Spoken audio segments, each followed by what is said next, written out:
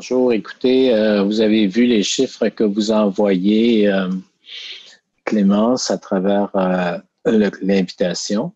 Donc, vous voyez que les cas sont toujours en progression. En fait, on a toujours environ à peu près une dizaine, 10 à 12 cas qui nous apparaissent chaque jour. Ça touche autant le CHSLD que la communauté. Ça s'étend un petit peu plus loin qu'Avignon, par contre. Là, ça remonte du côté de la côte de Gaspé, puis en passant par le Rocher-Percé. Donc, ce qu'on constate, c'est que alors que le virus était plutôt relativement calme pendant l'été, là, il a repris un peu sa virulence du printemps. Alors, je voulais prendre le temps avec vous de revoir un peu cette situation-là. Et puis, il y a aussi un peu de cafouillage dans nos statistiques. Là, vous avez probablement de la difficulté aussi, comme nous autres, à comprendre qu'est-ce qui se passe entre les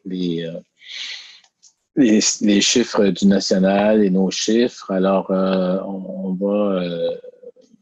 va essayer de se coller le plus possible à ce qu'on a réellement sur le terrain.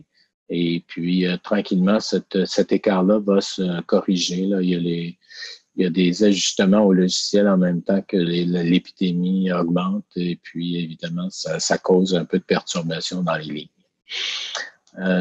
Donc, je serai plus à votre disposition pour répondre à vos questions pour le moment. Parfait, merci. Je vais y aller par ordre d'apparence sur l'écran. Il y a Simon Gamache-Fortin.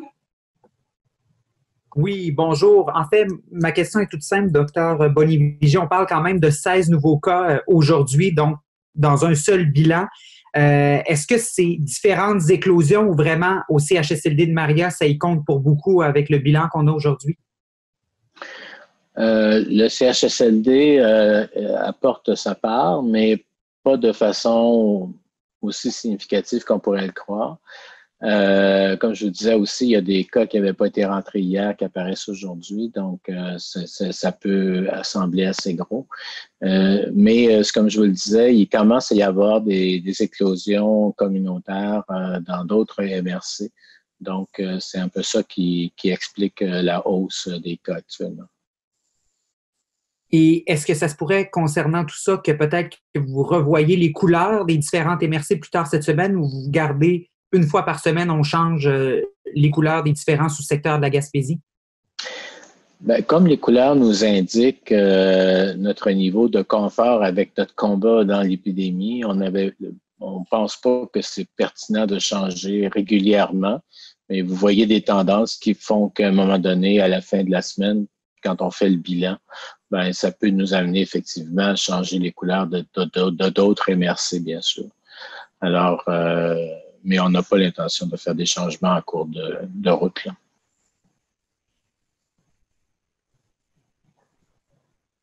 Merci. Merci. Igor Nefta. Oui, bonjour à vous, vous m'entendez? Oui, tout à fait. Oui.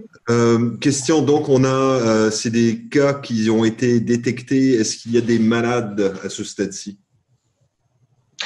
La plupart des cas présentent des symptômes, effectivement, donc ils sont vraiment malades. Là. Il y a très peu de cas asymptomatiques dans tout ce groupe-là.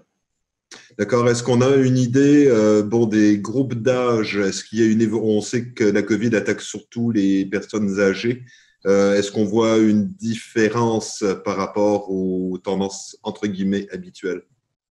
Ouais, la COVID crée des complications chez les personnes âgées, mais si vous avez un petit peu regardé les stats, là, c'est les jeunes qui sont les plus atteints en termes de cas. Et dans cette deuxième phase-là, ça se précise davantage. C'est beaucoup plus les jeunes qui sont atteints que les personnes âgées dans un premier temps, puis ça se transporte vers les personnes âgées par la suite. Actuellement, dans les cas que nous avons, c'est assez bien réparti dans toutes les tranches d'âge, mais il y a beaucoup de jeunes quand même. D'accord, merci. Merci. Nelson Sergerie. Oui, bonjour. On a 9 nouveaux cas aujourd'hui dans Avignon seulement. Hier, on est passé à la phase jaune. On se rapproche de beaucoup de la phase orange là, avec ce qui se passe juste au cours des derniers jours dans Avignon? Non, pas tout à fait encore. Je pense pas qu'on puisse penser qu'on est en perte de contrôle à ce point-là. On est toujours dans le jaune. On est toujours dans un jaune de préalerte plus significatif. Mais je pense pas qu'on ait franchi le cap de la zone orange pour le moment. On va faire vraiment l'analyse à la fin de la semaine là, parce que les choses peuvent varier d'une journée à l'autre. Alors, c'est quand on regarde la tendance dans la semaine qu'on prend la décision. OK.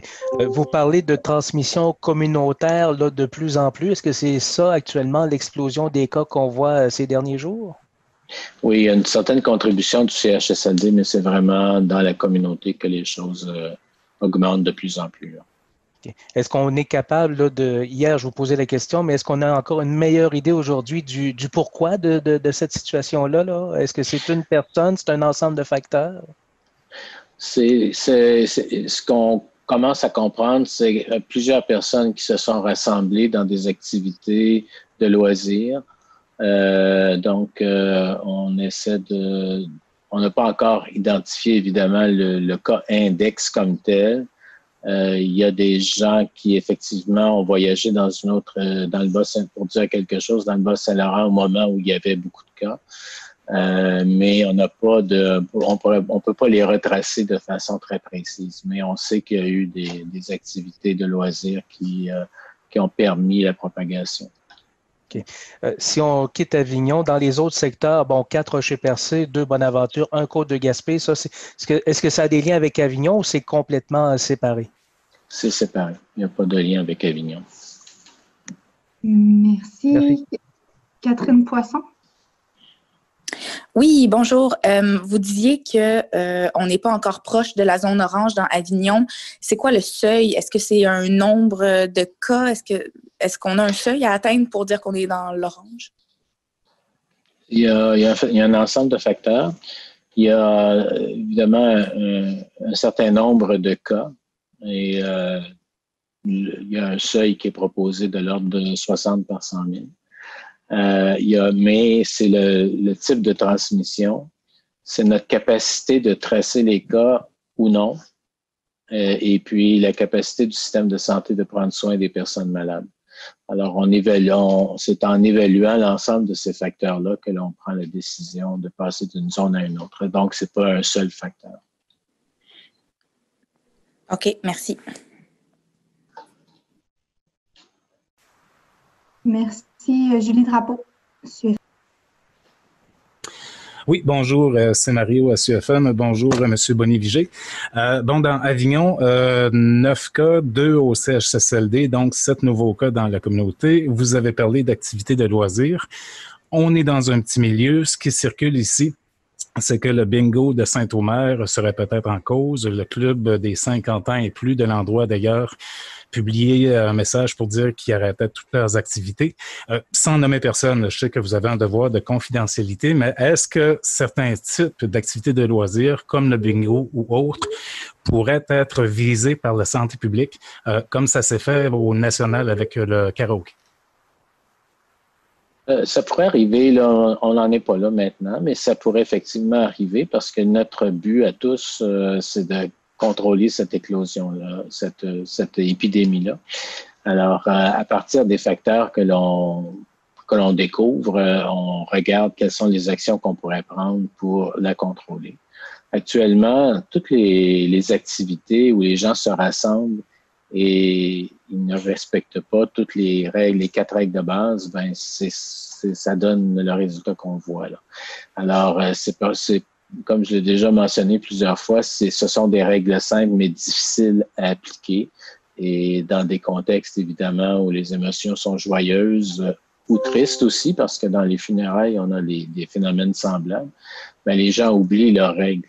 Alors, c'est pas tant le fait de faire du bingo ou même de chanter que le problème, c'est le contexte dans lequel se font ces choses-là, puis le niveau émotionnel qui fait qu'on oublie de respecter les 4 règles de base, principalement les règles de distanciation et les règles pour se laver les mains. Alors, les gens oublient ça. Alors, c'est ce qui permet au virus de se propager. Alors, c'est clair que nous, on fait actuellement un rappel pour que les gens qui tiennent des rassemblements comme ça, des activités de loisirs comme ça, soient encore plus vigilants, plus attentifs, sachant que ça risque d'arriver. Alors, c'est clair que si jamais on arrive dans une perte de contrôle, que quand on va arriver dans des zones rouges, là, c'est clair qu'il va y avoir plusieurs activités qui vont être interdites parce que malheureusement, la population aura démontré qu'elle n'a pas été capable de tenir ces activités-là en respectant les règles. Mais on n'en est pas là actuellement. On est dans la préalerte, on se parle, on se rappelle et puis on essaie de revenir vers le vert. Puis c'est quelque chose que je crois que nous pouvons faire collectivement. Toujours en parlant d'activités de loisirs, on avait déjà discuté il y a quelques semaines, la chasse débute cette fin de semaine, ça vous inquiétait pas trop? Avec ce qui se passe depuis ces dernières discussions-là, dans le temps, on disait qu'il n'y aurait pas d'intervention en forêt. De un, est-ce que ça vous inquiète parce qu'il va y avoir des rassemblements en forêt? Et de deux, est-ce que la santé publique pourrait peut-être surveiller ça un petit peu plus que ce qu'on nous disait il y a 3 semaines? Oui, ben, on est en contact avec la Sûreté du Québec. On va intervenir avec eux, mais on n'ira pas en forêt. C'est hors de question pour le moment, pour des questions de sécurité. Donc, c'est assez inquiétant, oui, dans la mesure où les gens ne respecteraient pas les messages.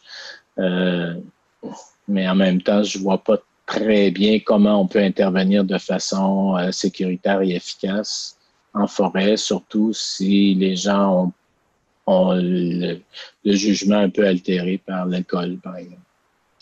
Merci. Merci. Jacinthe Leclerc, Bleu FM. Pas de questions, merci. Merci. Patrick Giguère. Oui, bonjour, docteur. Alors, je me demandais, est-ce que vous aviez eu des discussions avec le gouvernement du Nouveau-Brunswick pour la bulle, vu qu'on a une hausse des cas?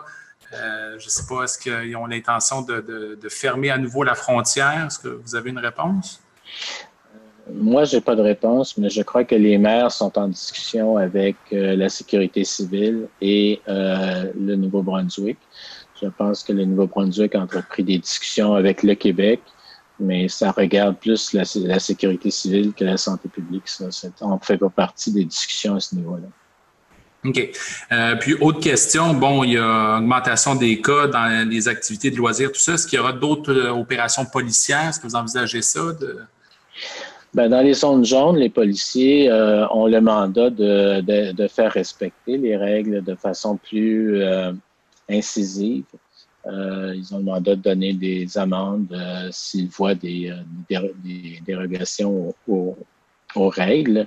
Pour l'instant, les discussions sont faites plus à un niveau national là, qui donne, c'est le ministère de la Sécurité publique qui donne ses instructions à ses corps policiers. On n'a pas de discussion encore au niveau local. Mais ça pourrait venir, effectivement. On pourrait envisager ça. Parfait. Merci. Merci. Raphaël Lapierre.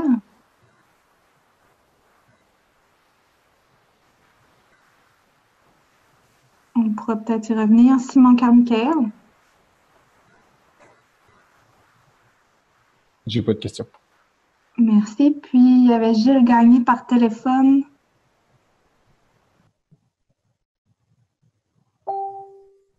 On n'entend pas. Est-ce qu'il y avait, je vois une autre personne aussi par téléphone, donc je ne sais pas si c'est un journaliste, mais si oui, vous pouvez tenter d'enlever votre... je crois qu'il faut que vous fassiez étoile 6. Clémence, c'est Raphaël de CFIM. Est-ce que je peux y aller en attendant qu'on débogue les autres micros? Yes. Oui. Donc, Dr. Bonny-Vigé, du côté des nombres de cas actifs par 100 000 habitants, la région commence à se comparer, disons, tristement à l'Outaouais, à Montréal. On est plus élevé qu'en Estrie. On est quand même plus bas que la capitale nationale, mais bon, on se rapproche du Bas-Saint-Laurent en termes de taux par 100 000 habitants. Comment vous qualifieriez là, le portrait épidémiologique dans la région en ce moment? Ben, écoute, je pense qu'on pourrait le qualifier d'inquiétant. Ceci dit, il faut retirer quelques cas de nos statistiques là, parce qu'il y en a eu plusieurs faux positifs pendant l'été. Alors, ça fausse un petit peu les chiffres parce qu'on n'est quand même pas dans des grands nombres.